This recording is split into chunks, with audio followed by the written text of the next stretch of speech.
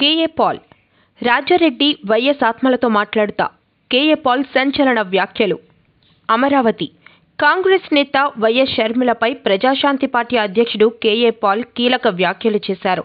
శుక్రవారం మీడియాతో మాట్లాడుతూ షర్మిల తన పార్టీని కాంగ్రెస్లో విలీనం చేయడం పెద్ద తప్పిదమన్నారు.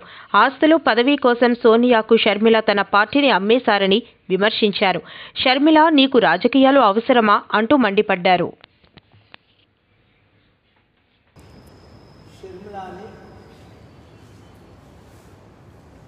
ఏ విధంగా అడ్డుకునేవారు అన్న విషయం నాకు బయలుపడింది. రాజకీయాలు అంటేనే అతి దరిద్రం, మోస్ట్ కరప్షన్. అసలు ఇంత దరిద్రం అయిన రాజకీయాలు 200 దేశాలు మన దేశంలో తప్ప ఏ దేశాల్లో ఇంత డెమోక్రసీ పేరు మీద ఇంత ఘోరమైన దుస్థితికి రాజకీయాలు చేరుకుంటాయి అని నేను అనుకోలేదు. నిన్నట రోజున రాజారెడ్డి గారు, రాజశేఖర రెడ్డి గారు ఆత్మ తీవ్రంగా ఘోషిస్తుంది. ముఖ్యంగా వైఎస్ రాజశేఖర రెడ్డి గారి పేరిట షర్మిల పార్టీ పెట్టింది. దానికి ముందు జగన్మోహన్ రెడ్డి గారు పార్టీ పెట్టారు. కాంగ్రెస్ నుంచి బయటకు వచ్చి పార్టీ పెట్టి తెలిసిన వాళ్ళు 3000లో ముగ్గురే.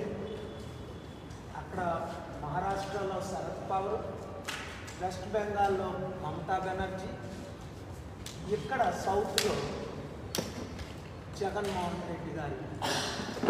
కాంగ్రెస్ ఎంత దుష్ట పార్టీ అంటే ఎవరిని బ్రతకనివ్వదు, బయటకు వచ్చిన వాళ్ళకి నరకం చూపిస్తుంది.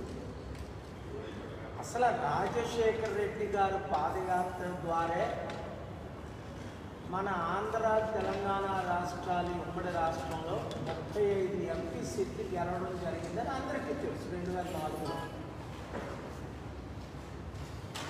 అలాంటిది ఆయన బ్రతికుంటుండగే నిత్య నరకం చూపించింది సోనియా గాంధీ.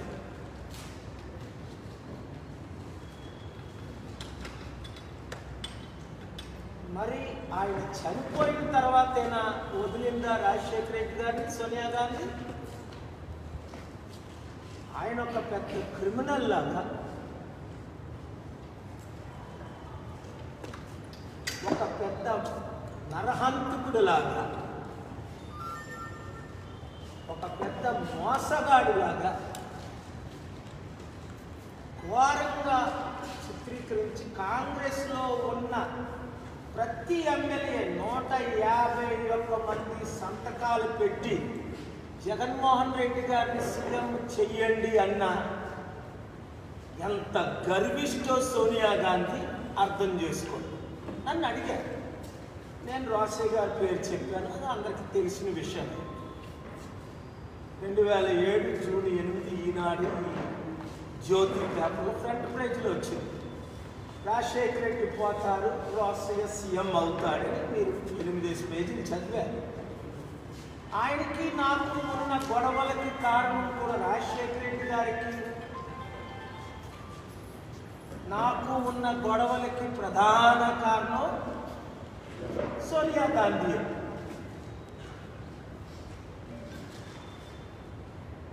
ఆయన కాళ్ళ పట్టుకున్నాడు, వెళ్ళి పట్టించుకోలేదు. మనం చూసాం కదా, రేవంత్ రెడ్డి వాళ్ళ భార్య స్టేజ్ మీదే సోనియా గాంధీ ఆ తల్లి కాలు పట్టుకున్నాడు.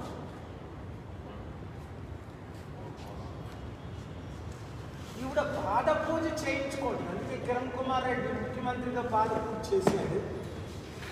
ముఖ్యమంత్రి అయిపోగానే బీజేపీలో చేరిపోయాడు.